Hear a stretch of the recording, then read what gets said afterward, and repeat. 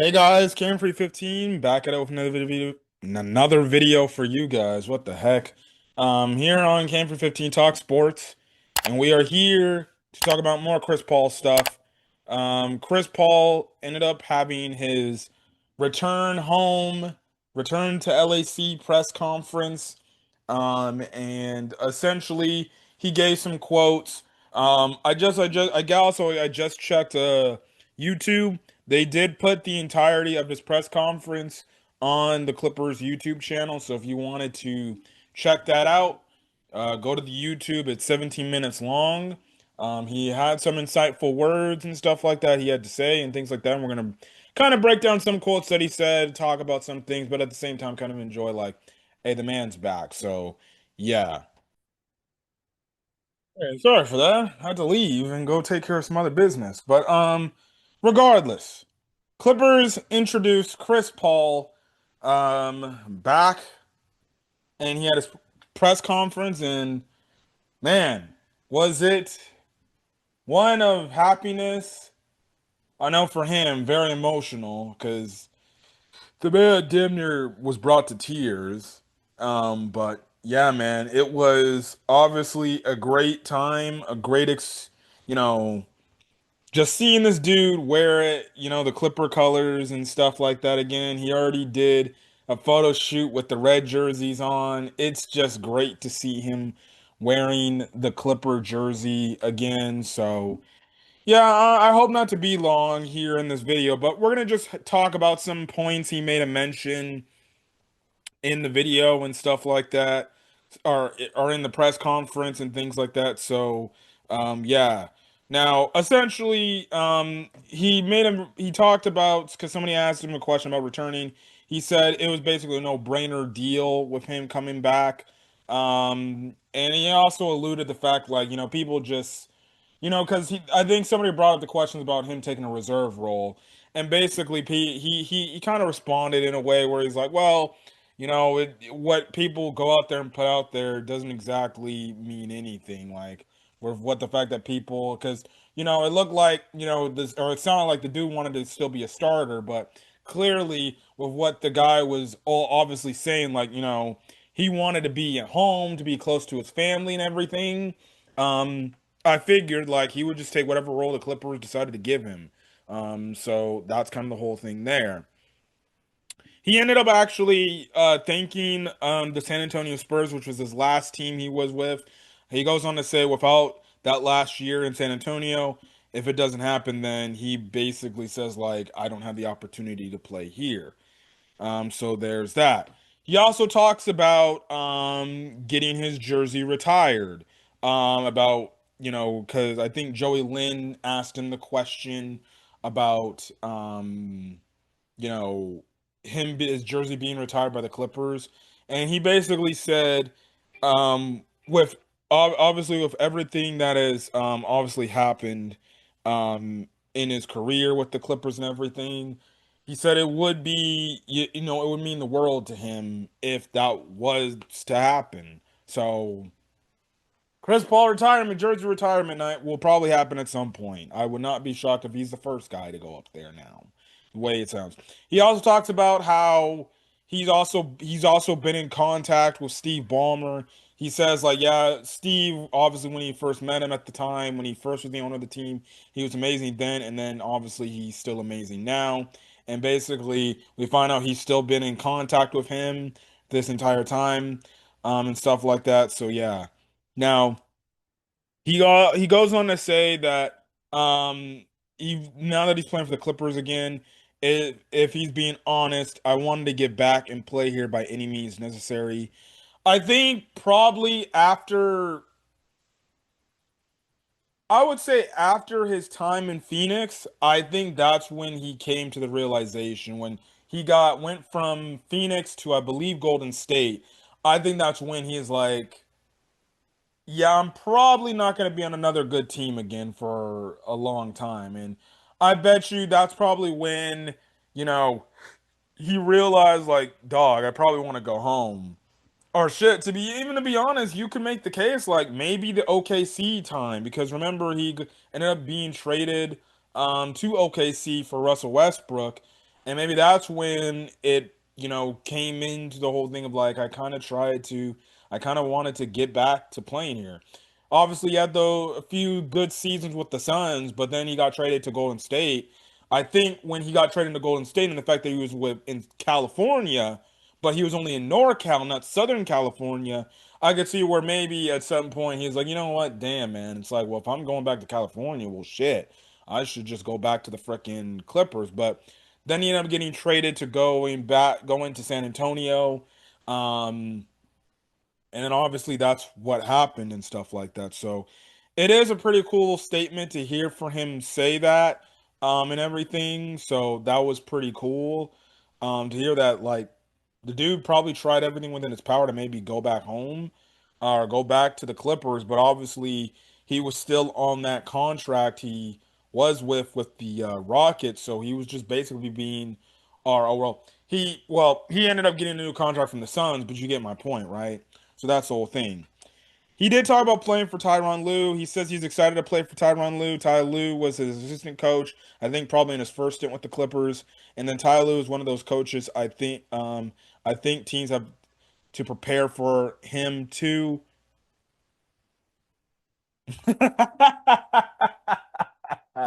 Yes, teams have to prepare for Ty Lue. No, I don't think so. I don't think so at all. No, no, no, no, no, no, no. I don't think so at all. Because why would somebody prepare for Ty Lue?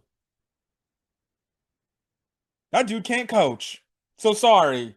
I have to disagree with Chris Paul there. I don't think Ty Lue is a coach that teams prepare for, personally, in my honest opinion. He just goes on to say, just know a lot of teams respect Ty Lue and his abilities. Yeah, that's I personally just don't think any team in this league respects Ty Lue. I don't think he's that good of a fucking coach. But what do I know? The national media is legitimately brainwashed to thinking that Tyronn Lue is some great fucking is some great freaking coach. He's not. He's overrated. He's a coach that relies on the talent that's necessary to him to even be what you would call competent. But even when he's competent, he's still god awful. He sucks at his job. I'm still stupid that the Clippers still have this guy employed. A reporter ended up asking him a question about playing at 40 years old. He basically goes on to say it's still going to be cool. Like I said, it's a lot of gratitude to still get a chance to play at this age. I've always believed in keeping stacking days, just to have shown up every single day. That's what I plan on bringing to this team. Makes sense for a guy basically in those older years. He's one of the older play one of the oldest players in the league outside of like LeBron James, who's the same age legitimately. Like the fact that he's still able to play, I want to say big minutes, but give you a nice 10, 15 minutes here and there, when he still plays fairly well at his age because he keeps himself in good shape, you know, it makes the most sense as to why, that's the thing. And plus for a guy at his age, he already knows he's basically in the end realistically at the end of his career. He knows if anything, he's probably got maybe a year or two left. And the only reason why I say a year or two left is because he did an interview with Malika Andrews, and Malika Andrews ended up saying like, "So is next year going to be your last season?" And because you remember, he did talk about on a show or on a podcast or whatever that this legitimately could be his final season with the Clippers, right? Or or just in the NBA, right? And Malika Andrews asked him that question. He's like, well, we'll see, once the year concludes, once the season's over, how I'm feeling at that point. And that's the case, right? So, it makes the most sense, for a guy who's basically played, basketball like frick. I don't remember. I don't know when I don't because I'm not a basketball historian, right? So I don't know when he came out of the draft and what age he came out of the draft. But you get my point. Like he already knows, like I'm eventually basically it's gonna basically be it. I'm gonna have to be a family guy now, and I'm just gonna be, stay at home dad. Essentially just living the life because his kids have obviously grown. Like his son, little Chris, who really ain't little no more, right? You know, he's grown. He's like I think he's a teenager now. Like dog, like it's crazy, man. It's crazy. And the fact Chris Paul is still going on and everything, that's the thing. So legitimately, I could see him saying like if it's not this year, it's definitely going to be next year will be his last season, especially if you do this whole thing that the Clippers are planning for to get basically off the books off of Kawhi's crap contract and stuff like that, where basically everybody says all the play is 2027, right? I can completely see it to where Chris Paul returns on another 1 year deal for the 2026 season, and that will be his eventual end of the season because at that point in time, the Clippers will be like, well, that's it. We're done with the Kawhi shit. So, it's your call on what you want to do. Unless I guess he wants to play a third year, he'll just be probably a veteran backup, if not just a bench player, that is just there and everything and enjoying whatever's left of it. But you get my point, right? I think if anything, Chris Paul's got maybe about 2 good years left, and then he'll probably call it a career, right? Um, Again, that's obviously depending if he doesn't have excuse me, a crazy injury that would eventually have to make it to where it's like, okay, I think it's time you retire. But relatively, he has been keeping himself in good, healthy, shape and condition. And he's obviously done miraculous things to keep his body, obviously, with the changing of his diet and everything. So, that's the thing. And plus, we already know he's not going to, play heavy minutes with the Clippers like he used to and stuff like that. So there's that, right? Interesting factoid, he did give a shout out to section 114 back in the Staples Center slash crypto.com arena days. He talks about how he remember those fans promised to get a tattoo if the Clippers had scored 114 points, and they actually did it. Um, he goes on to say, I'm probably a little bit biased, but I think they deserve good things and they deserve to win it. And he was just referring to the fans, right? Just saying, like, the fans are good people. Because he even talked about like, I have like family friends, that have been season ticket holders of the team, for, up until this point in time. So he understands, like, fans have been going through a lot when it comes to this organization, and he generally does care and hope, like, I hope the best for the fans, like, because they deserve it, because they come out, they support and everything, right? So there's that. He did talk about because they did ask him about the team if he reached out to teammates. He said he reached out to a bunch, obviously the team and stuff like that. They did also ask him a question about James Harden, and if you remember, one of the infamous clips between him and James Harden is when they're on the bench in Houston, and it looks like they're arguing and everything, right? And basically, Chris Paul says like, "Yeah, we talked about it. That clip goes around. That was sort of our relationship. That's what made our team so good." He talks about how at that time, that was one of his funnest teams he's played with, and stuff like that. So, there's that and everything. And also too, he does make a mention because somebody asked him the question about Intuit Dome and the Clippers history and stuff like that, and just like basically kind of ask him like, how much of a role do you play in Intuit Dome being built, right? And everything. Now, he actually went on to say, like, look, myself along with the guys that essentially came before I got to the Clippers, it's we all together, made it where the stadium is built today.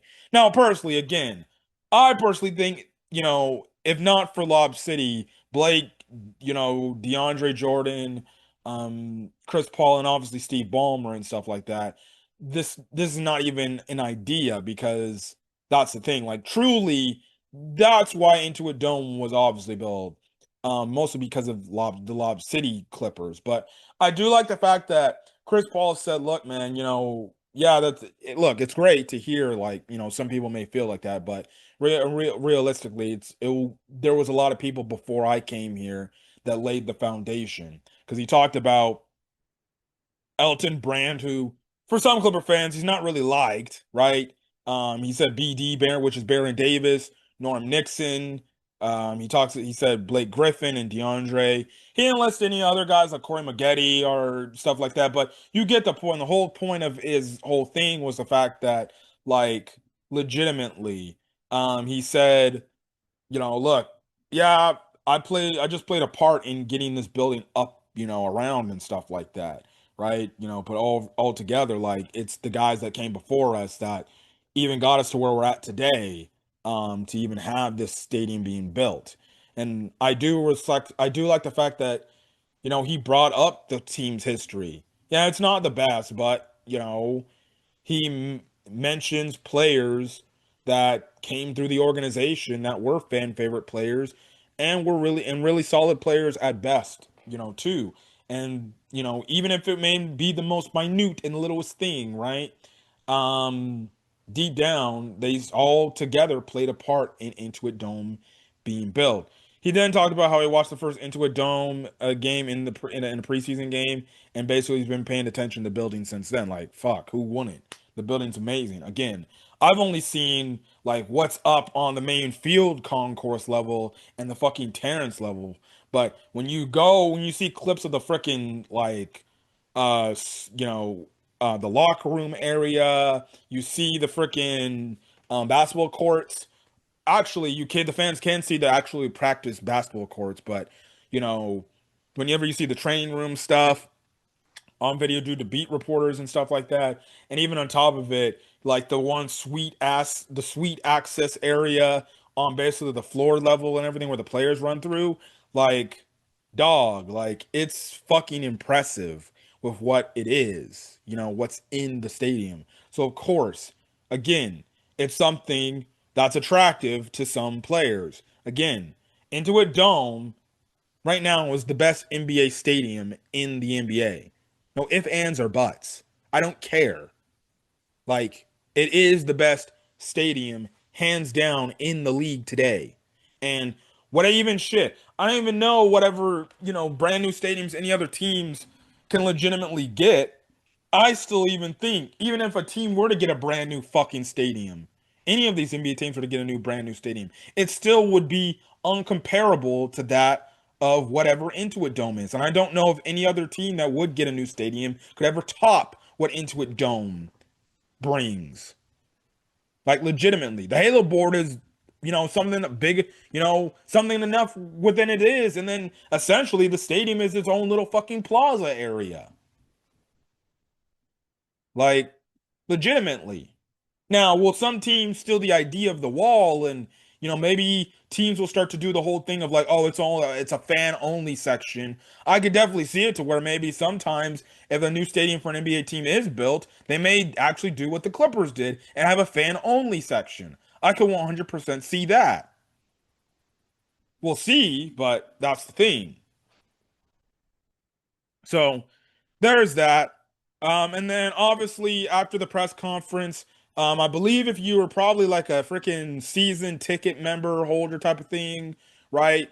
You obviously get the exclusive perks the organization provides, like getting secret access to things that the normal common day fan that's not on the freaking ticket program is. I don't do the ticket program because one, that's a lot of fucking money. Albeit, yes, you get a many perks, but personally, if you ask me, with the content that we get from this team, I don't think they deserve that type of money for me. Now, obviously, even if I did have that, I would have not been able to even go because, well, I got work.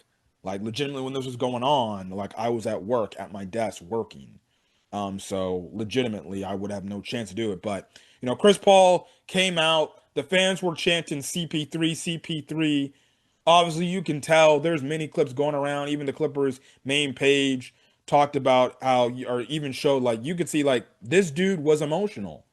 Like when he walked out there, he sat down and he just heard the fans chant CP3, CP3. You could see like the man is crying. Like he was legitimately getting teary. He was teary eyed. He chalked up. He was getting choked up. Like this is the shit that I'm talking about.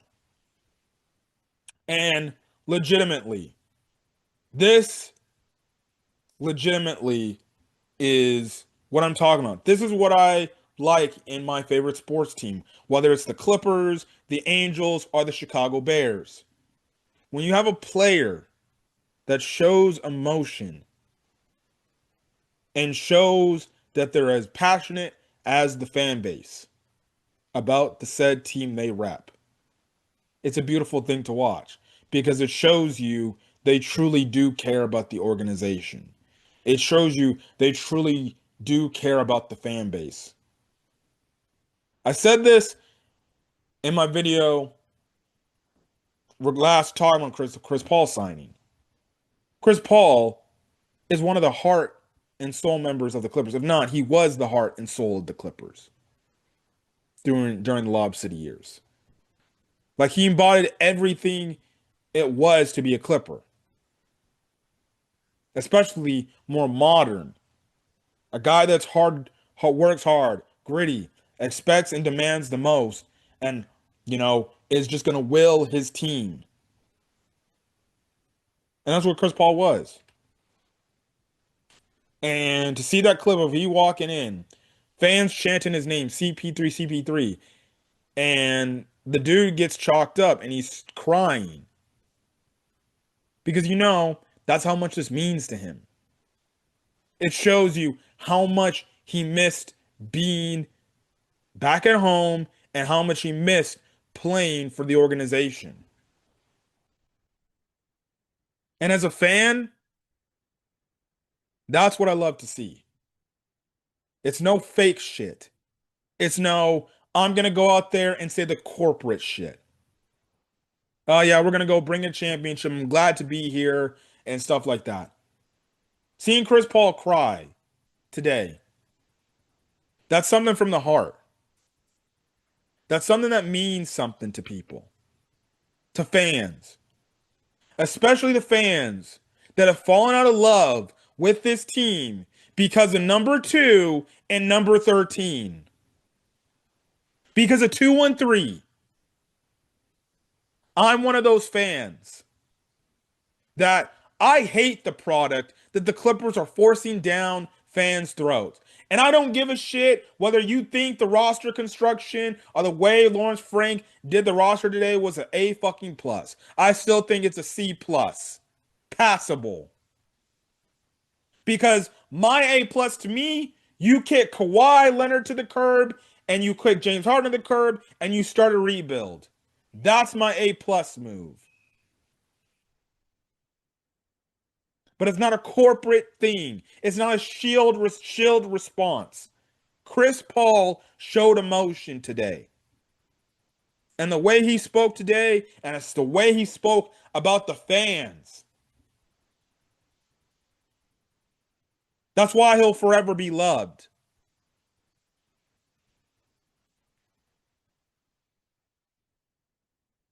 Guys like Kawhi Leonard, Paul George, when they came here, they didn't come here. Yeah, the fans were happy. Yeah, we were happy. But throughout their tenure here, they did not reach up, in my opinion, to the popularity that was Lob City. Lob City was popular. Lob City was popular because of the players. Lob City was also popular because the players that repped and freaking donned the brand, the Clippers, and freaking went out there and promoted the brand. Whether it's Blake Griffin jumping over fucking cars, whether it's Chris Paul doing this or doing that and interacting in the community, whether it was DeAndre Jordan doing what he was doing.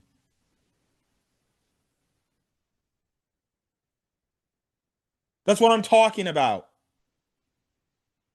Chris Paul tearing up, crying when fans are chanting his name. Blake Griffin, when he got traded, he wasn't happy either. Because you want to know why he wasn't happy? Yes, he was pissed off that the organization traded him after him giving him all these promises that they said they would. But he was also upset and pissed because he got traded away to an organization that he loved being in and he loved playing for. And it broke him that he left.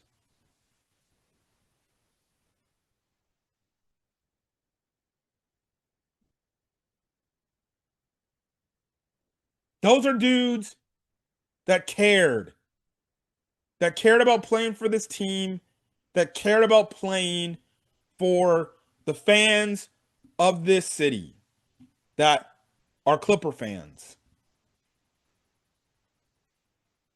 Guys like Kawhi Leonard and Paul George, they don't care. They didn't care. Plain and simple. They did not care. Like a guys like a Chris Paul and a fucking Blake Griffin cared. Again, you can say, "Oh well, they rep the brand. They do speak highly of the fans." Yeah, when it benefits the narrative. Kawhi Leonard only wears Clipper gear if it's promoting something to do with the Clippers or if he's practicing. Outside of that, he does virtually fucking nothing.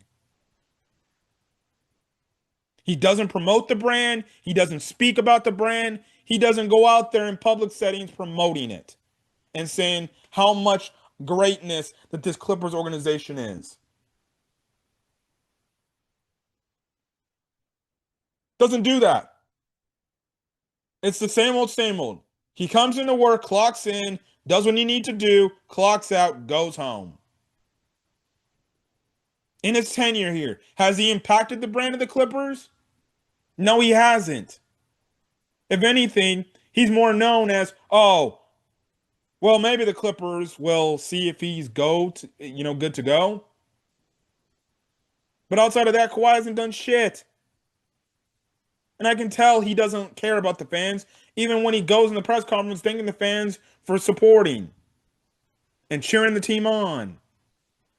That doesn't mean shit. That doesn't mean anything.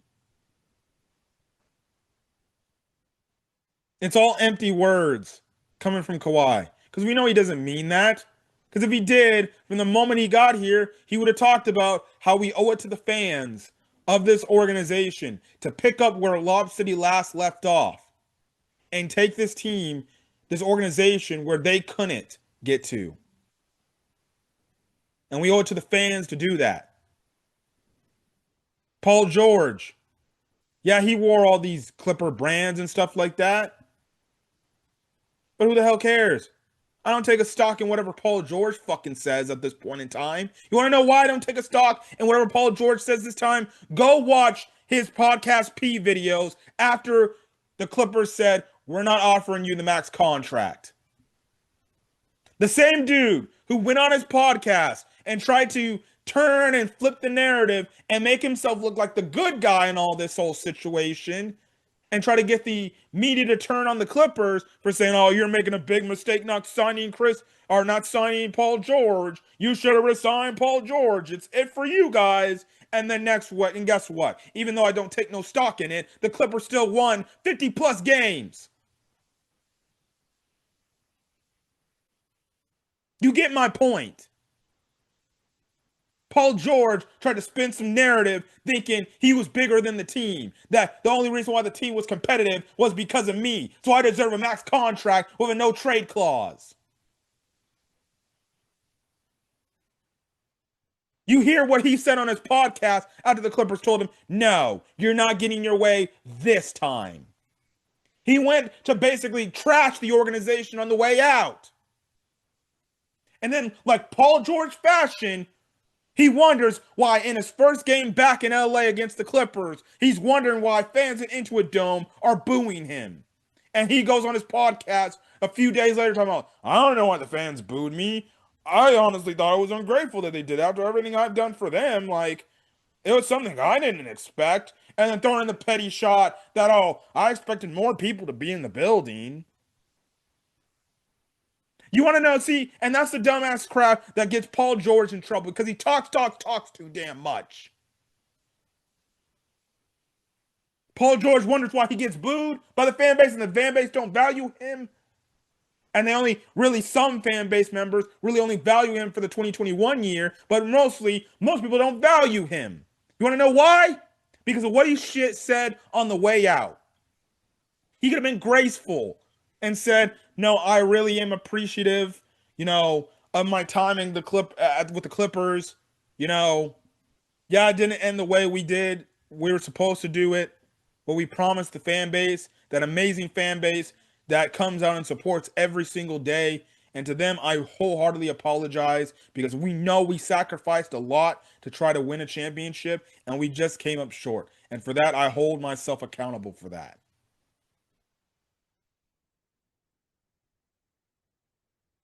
But Paul George didn't do that. He did what Paul George typically does, and that's bitch and cry and complain and moan. They didn't exude Clipper superstar players mindset, not that of Chris Paul and Blake Griffin. Those two dudes are the reason why I don't care about this team. That I want these dudes gone. One dude is gone. When Kawhi's gone, I'm happy as can be. Plain and simple. Plain and effing simple. The thing is this. Kawhi Leonard and Paul George. Now you could have heard them in the press conference and said, "Oh, their goal was to bring a championship. Their whole plan was to bring a championship." That's bullshit. Kawhi Leonard and Paul George's whole goal in terms of coming to the Clippers was getting back home. See, with Lob City, they did everything they could to try to get to the Western Conference Finals and hopefully get to an NBA championship. 2-1-3, they just wanted to come home. We already know Kawhi only wanted to get out of San Antonio to go to LA.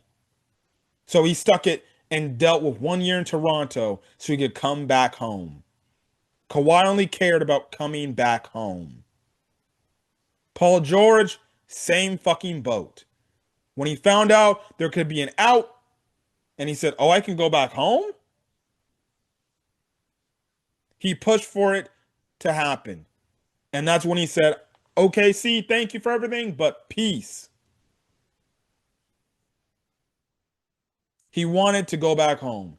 And those dudes just wanted to go back home because that's what happened. They got what they wanted, and you see certain moves and demands that they gave the team to do, and the team who was stupid enough without a backbone, Lawrence Frank, mind you, to not say no, they let him do whatever they want because they got what they wanted because they got it home and they got lackadaisical.